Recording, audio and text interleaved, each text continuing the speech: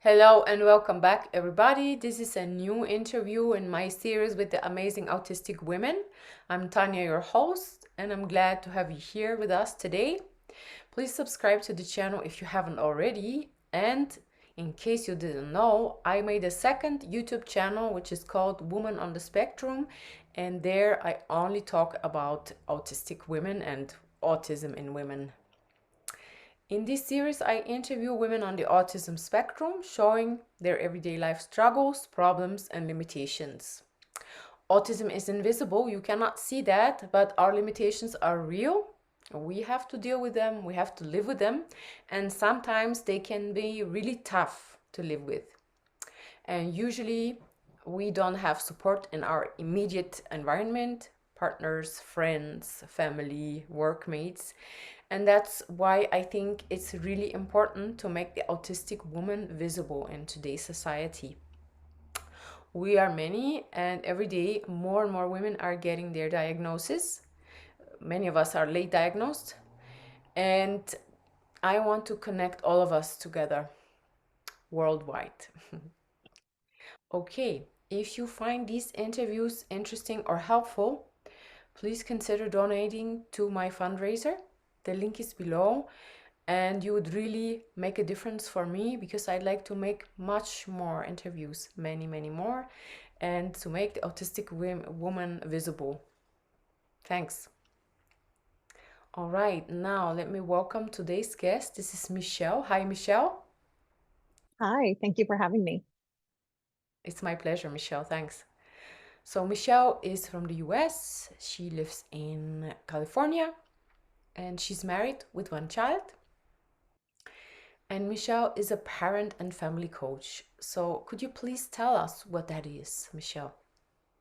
Yeah, absolutely. So I specialize in helping people who are neurodivergent to accept their neurodiversity and really to step into their personal power. And the way that I do that is by working with parents and families and the whole family system. So a parent can hire me just to work with their child, whether that be a younger child, a teenager, or an adult, or they can hire me to work directly with them. I help you to regulate your nervous system, to learn how to be grounded and centered and present with your family. And by doing that, improve your children's behavior. Mhm. So, you help children and parents and adult Yes. also. Okay, cool. Sounds interesting. Great. Mm, Thank you. yeah. So, you told me about your how you got diagnosed. So, you want to tell us the story, please? Yeah, absolutely.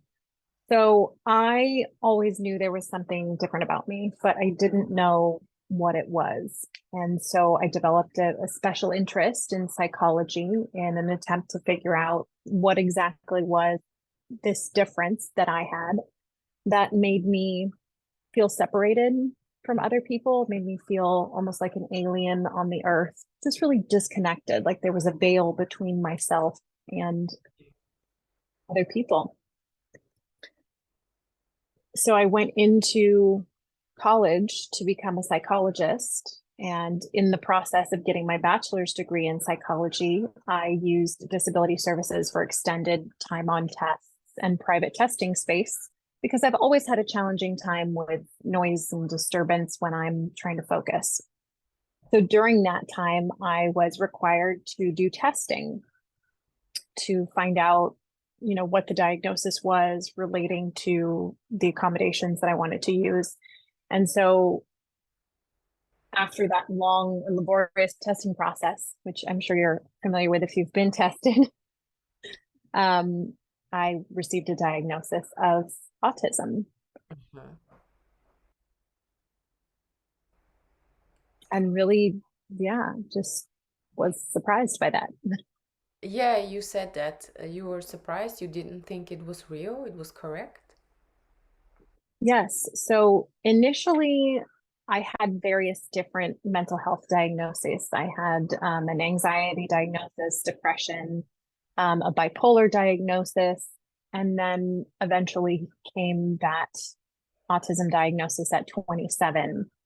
Mm-hmm. And the anxiety and the depression are real. The autism is real. The bipolar was a misdiagnosis because of some of the emotional challenges that we face as autistic women. But yeah, when I got that diagnosis, I thought, well, that doesn't make a lot of sense. There's so much stigma around what autism is. First of all, I'm not white. Well, I am white. I'm sorry. First of all, I'm not a male. Yeah. And second of all, I don't have, you know, debilitating social challenges. I don't have flat affect. I don't have trouble making eye contact. So how can this diagnosis be correct? Yeah.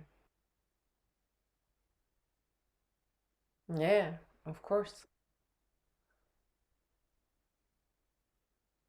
You said there's a lot of stigmatization around that.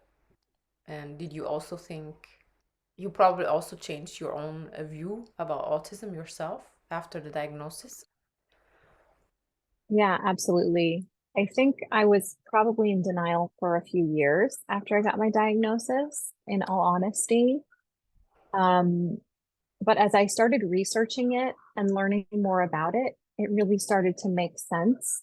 And I started relating to other women that had, female autism, as they call it. It's sort of a less um, recognizable, I guess, form of autism that tends to be diagnosed later. And I just found that I was really connecting with these other women that had similar experiences, and that's when I really was able to see that it was a correct diagnosis. Mhm. Yeah, I think the bipolar is very common amongst autistic women. Many women I've interviewed so far have told me the same. And it's usually, yeah, normally is incorrect. And only later we find out, oh, we're on the spectrum. Yeah, I used to work in mental health, and I would see a lot of bipolar and borderline misdiagnosis that would happen before Mm, autism. yeah. So yeah, you ignored it kind of, but at some point you had to face that, okay, you are autistic. And did you grieve for your previous identity at Yeah, that? absolutely. I mean, I didn't mean to cut you off. I'm sorry. It's okay. I Okay. asked if you grieved for your previous identity at the point where you really realized and understood and accepted that, okay, I'm on the spectrum. Yeah, so I would say the grief process for me, and I think for a lot of people who get the diagnosis later in life, is a lot like the loss of a person, because you have to go through the process of letting go of that neurotypical identity that you've developed for yourself. So you have to grieve that. And I went through that denial period, just like when someone dies, there's a period of denial, there's a period of refusal, of reckoning, of depression.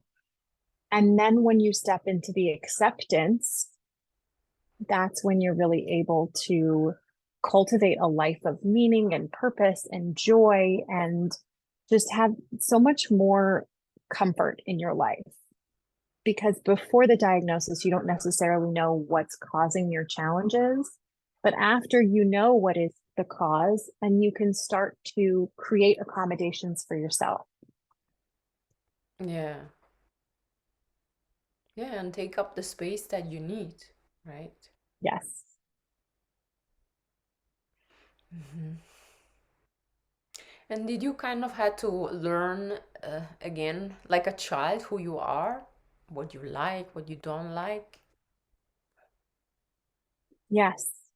Yeah. There's a period, or there was a period for me, and I see this in my clients as well, Yeah. when they get their diagnosis, where they sort of sit down and think about it, and they think, I don't really know what I like. And that's what I went through as well. I don't really know what I like.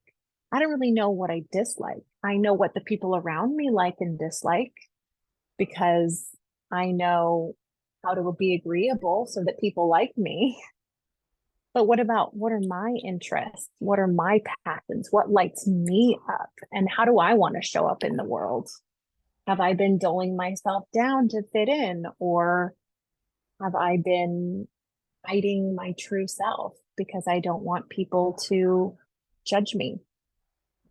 And so I went through that period of rediscovery and really rediscovered my love of nature and hiking and the outdoors and camping. And I've stepped back into wearing, bright, colorful clothing because I love that and it makes me happy. Mm-hmm. And I guess it's an ongoing process, right? Yes. Mhm. And I think it's fascinating, this topic about the identity that we lose.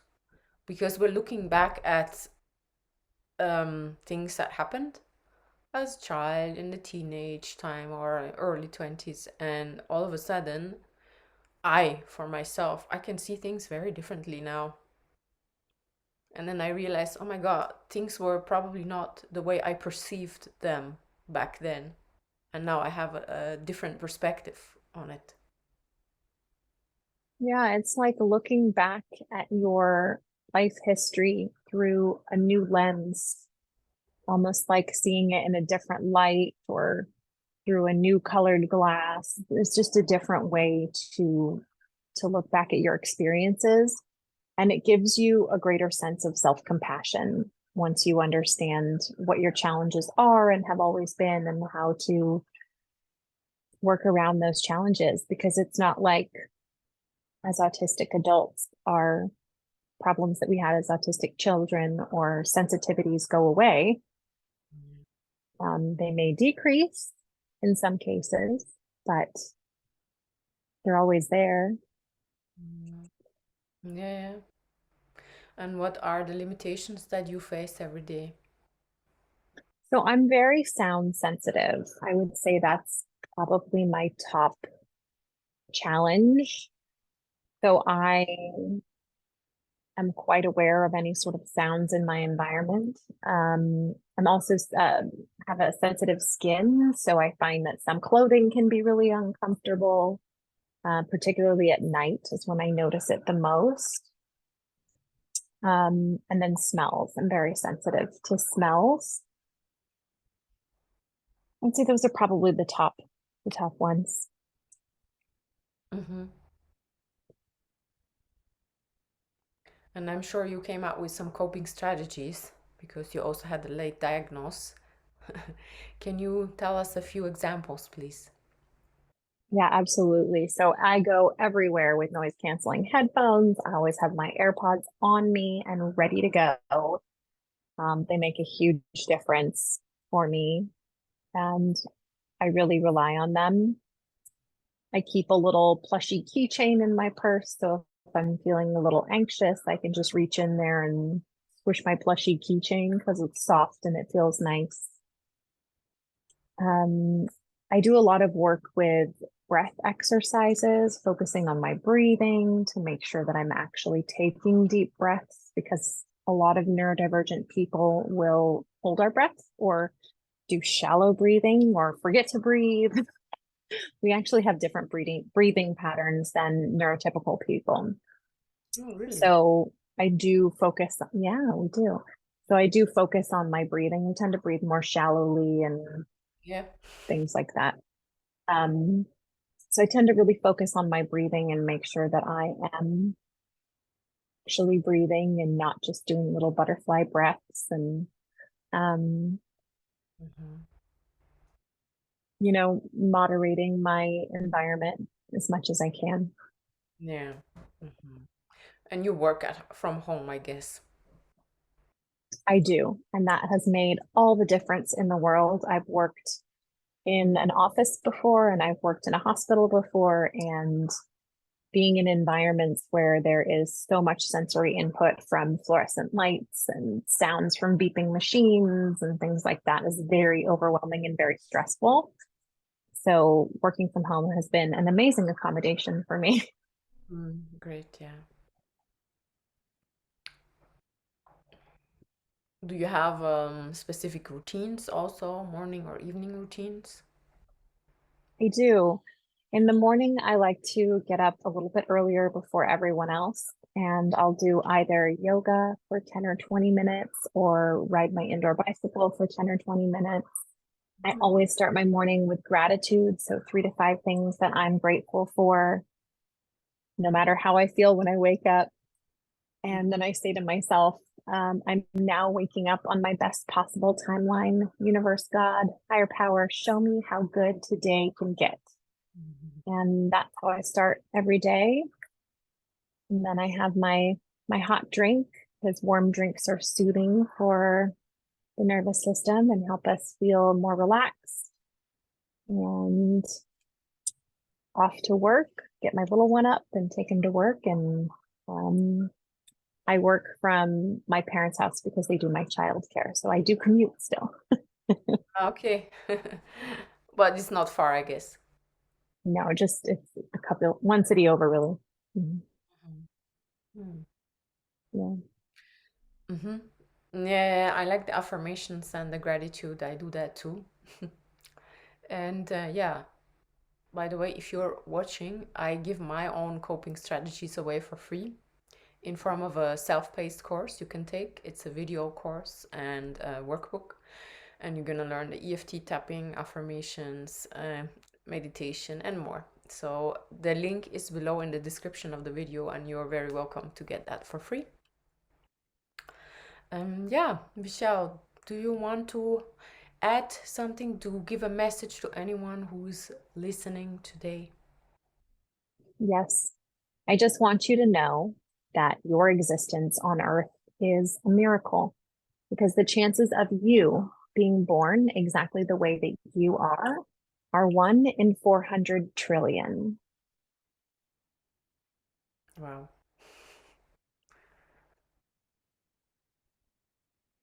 that's a lot. Yes. Yeah, You had to fight a lot to be born. we did. We each did. And we each have purpose here, no matter how small or great. We all are here for a reason. Yeah, I think so too. And I think that autistic people are here to heal something very specific. They are healers.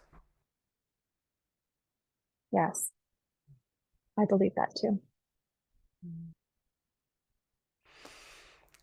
Okay, thank you, Michelle, for this interview. And yeah, we're closing for today. It was a pleasure to have you here and to speak about the identity topic and other things. Um, we say bye to the US. Have a good day, Michelle. Yes, thank you so much for having me on today. It's been a pleasure. You're welcome. And bye, everyone who's watching. Please subscribe and like, and I'll see you in the next interview. Bye. Bye.